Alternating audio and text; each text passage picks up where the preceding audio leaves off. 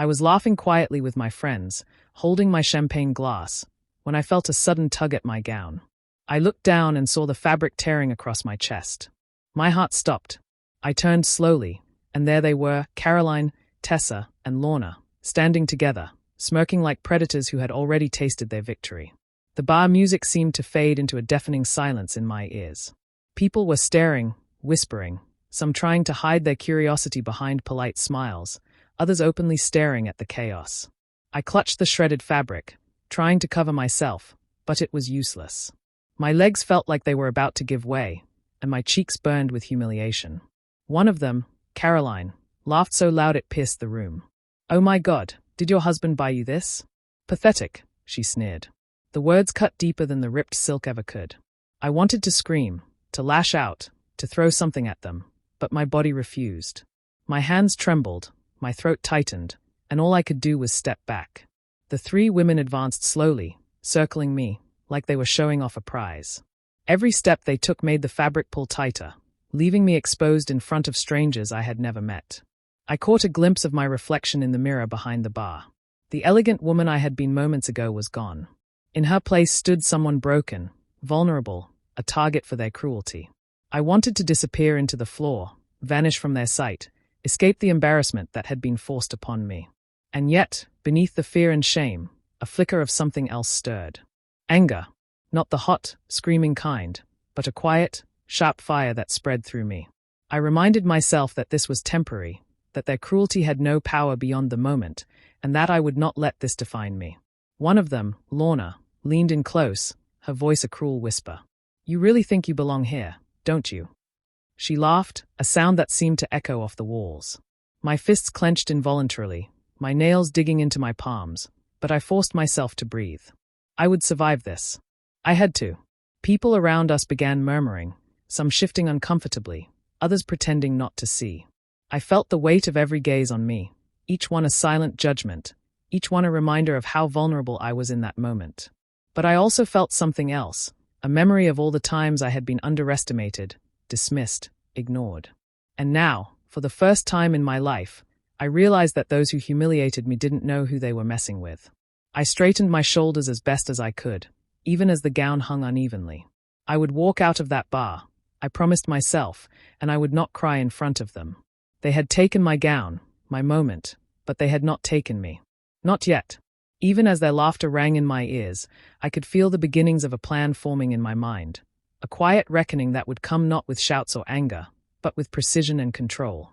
They thought they had destroyed me that night, but in reality, they had only awakened something inside me that would never be silenced.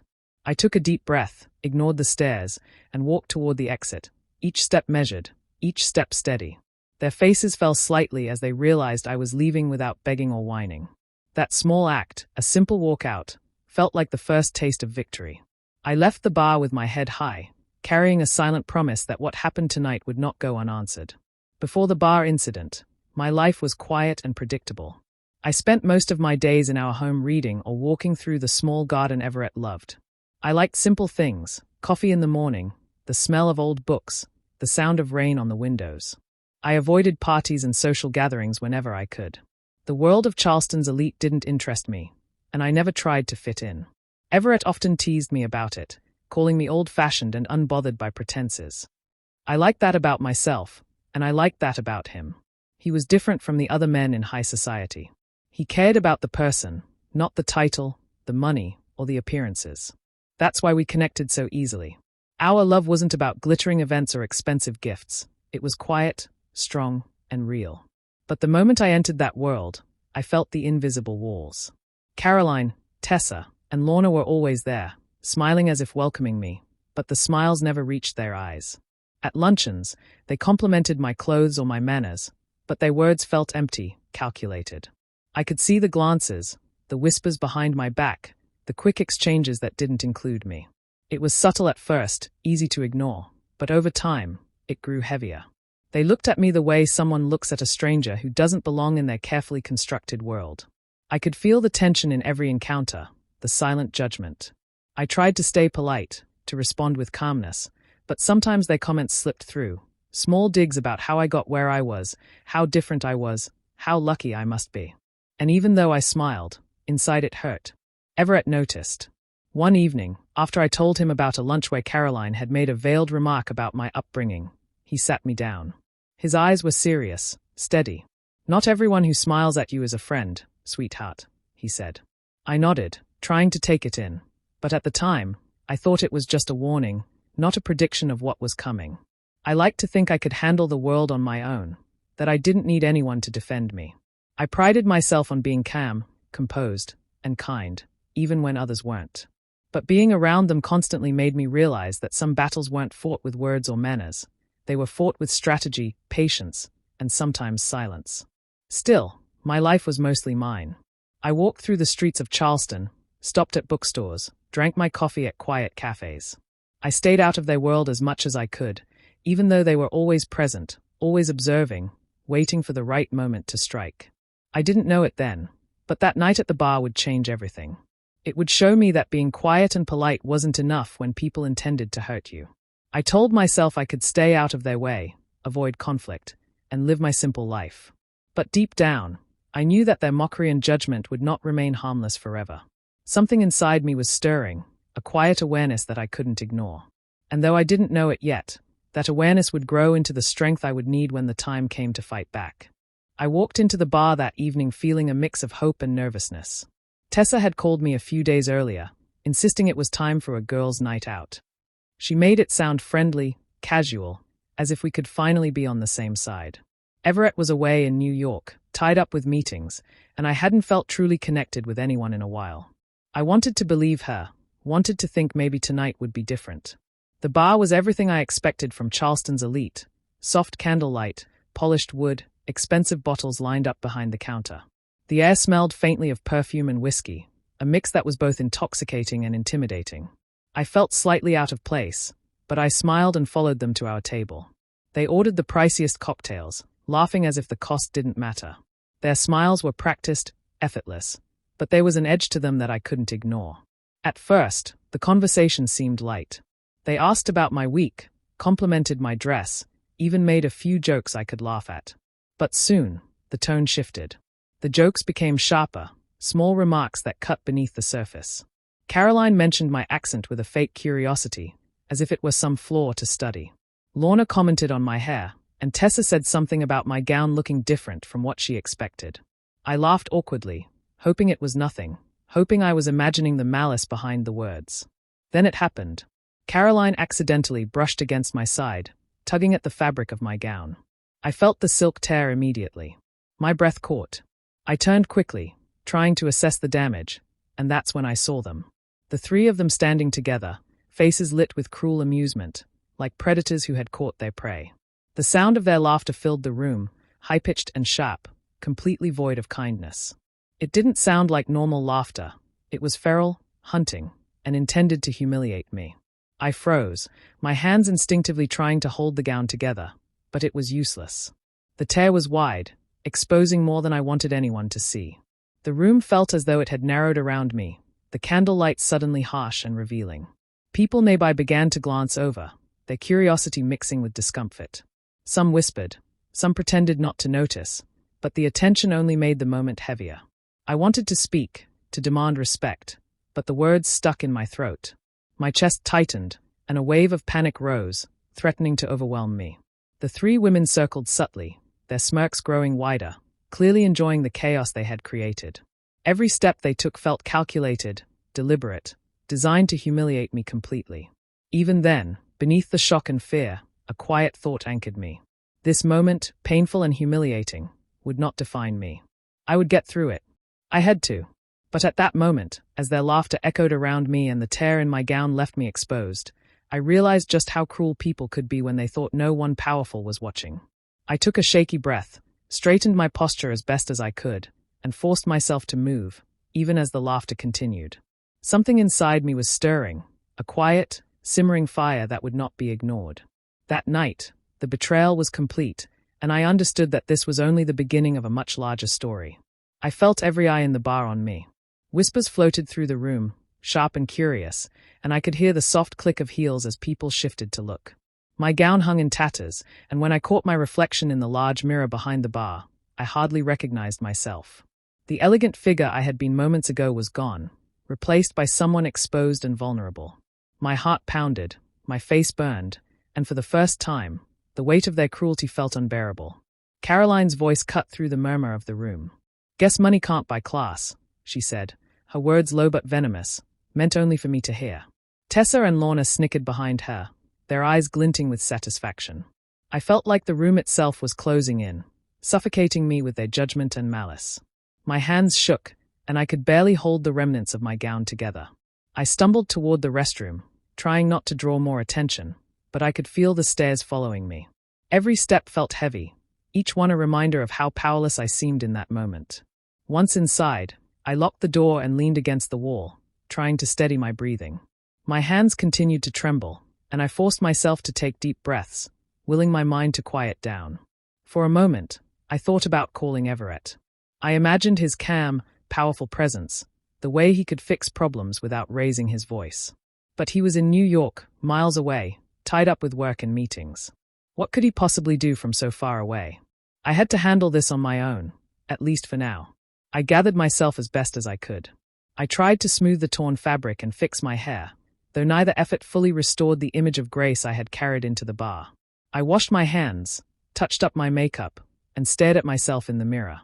I didn't like what I saw, but I also recognized the determination forming behind my eyes. I wasn't going to let this defeat me. I returned to the bar just long enough to settle the tab they had left behind. My hands were steady now, though my heart still raced. I didn't look at Caroline, Tessa, or Lorna. I didn't want to give them the satisfaction of seeing me crumble further. I left through the back door, slipping into the night quietly, like a shadow melting into the streets. The cool air hit my face, and I inhaled deeply, letting the tension slowly leave my body. That night, alone on the sidewalk, I made a promise to myself. No matter what they tried, no matter how cruel their actions, they would never see me break again. I would carry myself with quiet strength, with patience, and with a resolve that could not be shaken. Walking away from the bar, I felt a small but powerful spark ignite inside me. The humiliation was theirs, not mine. I would survive this, and someday, I would make sure they understood that the fire they had tried to ignite in me could not be extinguished. This was not the end, it was only the beginning. He came in late that evening, slipping through the front door like he always did. At first he just stood in the doorway, watching me move around the kitchen. I tried to act normal, but my hands betrayed me. I couldn't hide the tremor when I reached for a glass. He walked over without a word and took my hand. His touch was steady, the kind that steadied everything else in the room. "Talk to me," he said quietly. "Not a demand, just a place to land." I tried to explain it away with small jokes and half-truths, but he didn't laugh. He waited, patient, until I stopped flinching and told him the story, sentence by sentence. He listened like every word mattered, like a man cataloging facts rather than letting emotions rush ahead. When I finished, he folded his hands and looked at me as if measuring how best to fix something fragile. He didn't raise his voice. He didn't pace or storm out. Instead, he went into the study and came back with a glass of water and a damp towel for my face. He cleaned a spot of perfume off my cheek with the kind of care people only give to things they intend to protect. Then he asked a few practical questions, names, exact words, what the women had said, who had seen it. I answered in scraps. He wrote nothing down. He simply nodded and made small, deliberate sounds. When he left the room, he took with him a scrap of the torn fabric I had stuffed into the trash earlier. He didn't treat it like trash. He folded it carefully and placed it into an old leather box on his desk. I could tell the action meant something to him, evidence kept, not destroyed. He came back and sat down beside me. "Rest," he said, soft and final. "Let me handle the rest." There was no swagger in his voice, no promise to yell or to start a scene. Instead, there was a calm that felt like a closing door on panic. He called no one loudly.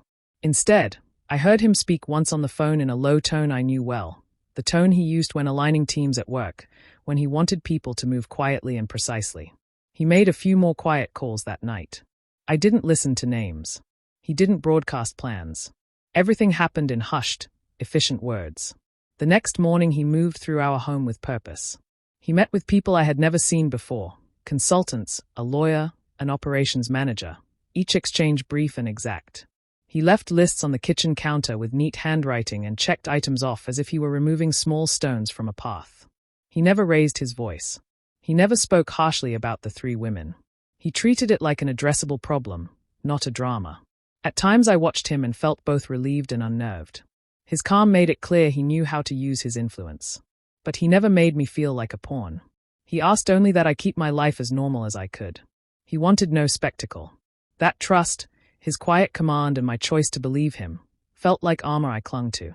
As days passed, small changes began to show. Phone calls came and went. Meetings were rearranged. People who once greeted those women now answered with cool formality. Everett never bragged about what he was doing. He simply reported results in the same even voice he used when I asked about the weather. Every time he told me something was taken care of, I felt a little less raw. In the quiet between his actions, I realized I wasn't alone. His way was not loud. It was precise, like the slow setting of a trap that would close at the right moment. And because of that, I slept a little easier. I started noticing small changes almost immediately. People who had once smiled easily at Caroline, Tessa, and Lorna now seemed tense around them. Invitations they had expected never came. Deals that had always gone smoothly suddenly ran into obstacles. It was subtle, quiet, and yet powerful in a way that made the women uneasy without them realizing why. Caroline's husband, who had always been proud of his construction projects, suddenly faced delays and unexpected rejections. He called a few people he trusted, but no one returned his calls. I saw the worry growing in Caroline's eyes before she even spoke. Something had shifted, and she didn't know what. Lorna's boutique, which she had opened with such confidence, now faced issues with permits and lease agreements. The landlord suddenly had questions he never had before. I could see Lorna pacing her store late at night, staring at the empty racks, her frustration mounting. There was a tension in her voice when she spoke, a nervousness that hadn't been there before. Tessa's husband tried to get a loan approved for an investment he had been planning for months. Every meeting with the bank ended in polite refusals, and every call he made seemed to hit an invisible wall. I could see Tessa's charm failing her, her usual confident tone replaced by a quiet desperation she couldn't hide. Everett never mentioned any of it to me. He acted as if nothing had changed, going about his usual work, calm and composed. But I knew. I could feel it in the way he moved, in the quiet satisfaction in his eyes whenever we crossed paths in the house. I didn't need to be told. The results spoke for themselves. It was strange to watch the women's world begin to unravel without a single raised voice or public confrontation. The men who had once laughed at them at parties now avoided their calls. Invitations that had once come easily were suddenly withheld. Opportunities they had counted on were slipping away, one by one. And yet, to anyone else, nothing seemed out of place. Everything looked normal. I started to realize the true power Everett held. He didn't need anger or confrontation. He moved like a shadow, shifting pieces on a board so carefully that the women couldn't see the hand guiding them. The walls around them, once invisible, were now closing in quietly, brick by brick. It was almost satisfying to watch. Not because I wanted to see them suffer, but because the arrogance and cruelty they had shown me finally met resistance. They had underestimated me, underestimated Everett, and underestimated the reach of quiet, deliberate influence. Every day, small signs reminded me that things were changing. Nervous phone calls, hesitant conversations, sudden cancellations, they all added up. And in the silence of our home, I felt a calm certainty. Everett's plan wasn't loud or flashy. It was slow, steady, and unstoppable, like water cutting through stone. The women might not know it yet, but their world was shifting, and there was nothing they could do to stop it. A week later, Everett walked into the living room holding an envelope. He opened it calmly, scanned the invitation, and then looked at me. "We're going to this gala," he said, his voice quiet but firm. "Wear the gown I bought you." I nodded, feeling a mix of nerves and anticipation. The emerald green dress was stunning, flowing to the floor and sparkling subtly under the light. It made me feel powerful, even before the night began. We arrived at the hall early, the valet taking our car while I adjusted the dress one last time. The doors opened, and we stepped into a room filled with Charleston's elite. Chandeliers hung from the ceiling, casting warm light over polished floors and gleaming tables. The hum of conversation slowed the moment we entered. I could feel eyes turning, but this time, they weren't just curious, they were watching. I spotted them almost immediately. Caroline, Tessa, and Lorna were there, each standing stiffly, their smiles tight and nervous. Their husbands were close by, but they avoided looking at Everett. I could sense the unease, The tension that had been building since that week began.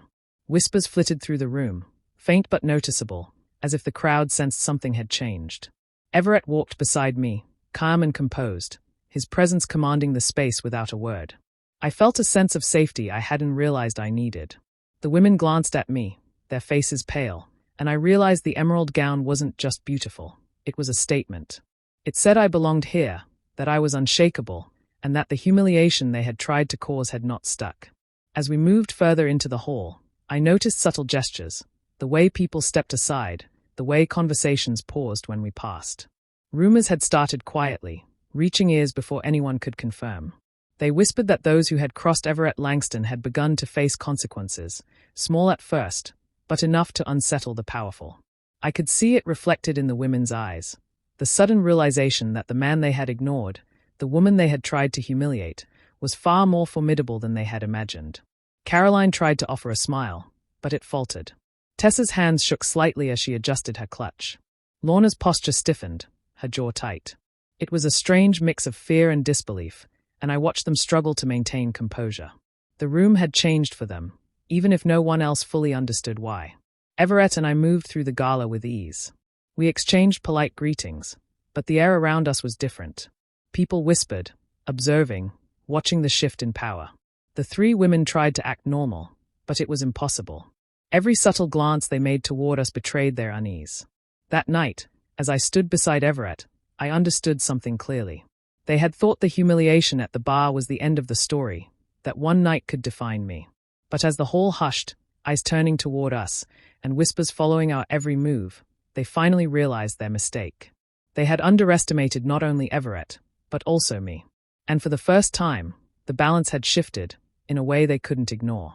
The moment came quietly, almost as if the room itself was holding its breath. Caroline moved toward me first, her steps hesitant, hands twisting nervously in front of her. "Maya, about that night," she started, her voice low and uncertain. Everett didn't move. He didn't raise his voice or shift closer. He simply looked at her, and the calm weight of his presence made her stop mid-sentence. His eyes were steady, unflinching, and in that silence, the power in the room shifted. "Is this the woman you mocked? The one you called unworthy?" he asked softly, each word cutting through the space between us. Caroline froze. Her lips parted, closed, then parted again. Her confidence, always so carefully maintained, had evaporated. She looked to her husband for support, and he stepped forward quickly, sweat dotting his forehead. "Everett, please, let's not do this here," he said, voice strained, hoping to stop what he already knew was inevitable. Everett smiled then. It was a quiet, calm smile, the kind that held control over the room and made every word unchallengeable. It wasn't cruel, it was deliberate, terrifying in its stillness. "Mercy isn't free," he said. "Apologize to her. Every single one of you."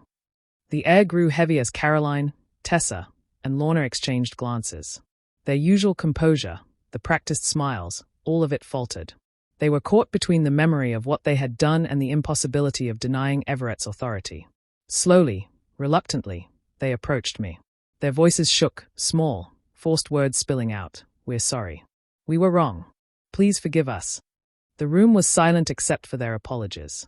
Guests watched, some in awe, some whispering quietly, as three women who had once thought themselves untouchable now faced judgment in a way they could not escape. The humiliation they had tried to inflict on me had returned tenfold, not with cruelty, but with inevitability. Caroline's husband tried again to intervene, stepping slightly forward, but Everett's presence held him in place. The weight of authority in Everett's gaze made it clear that nothing would be undone. The apologies continued, genuine in fear and regret, though pride still lingered faintly behind the words. I stood there quietly, letting the moment stretch. I didn't gloat, I didn't smile too widely. I let the women understand fully what their actions had cost them.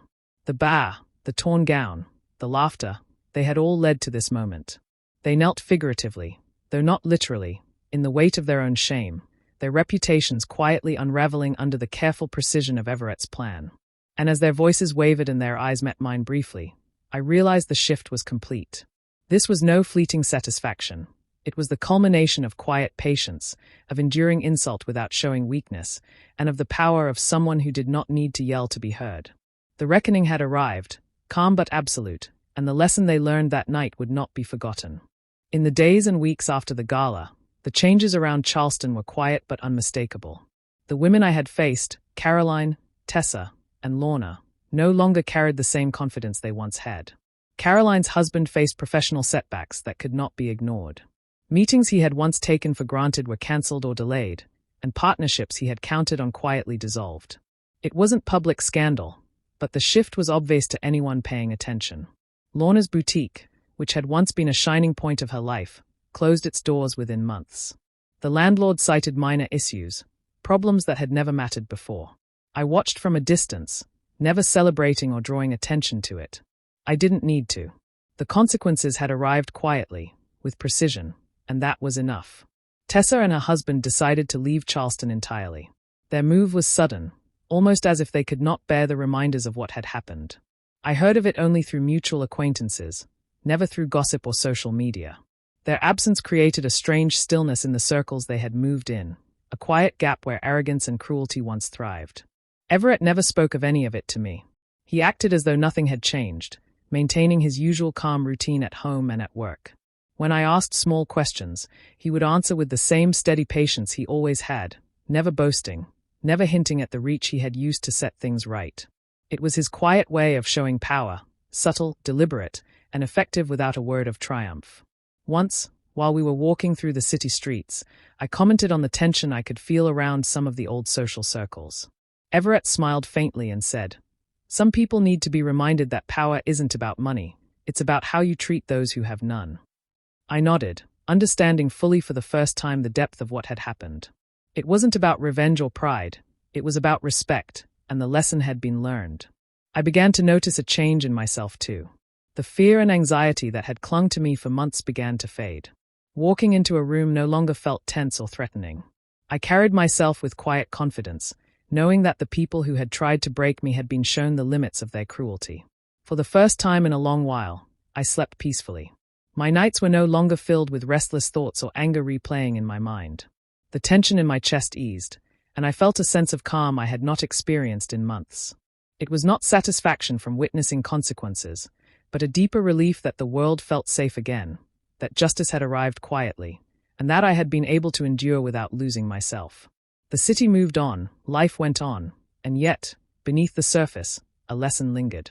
People began to treat others with a little more care, perhaps unconsciously, remembering that cruelty, even small, could meet consequences beyond what they imagined. And in that stillness, I finally found peace. Months later, I found myself walking down the familiar streets of Charleston and felt a strange pull toward the bar where it all began.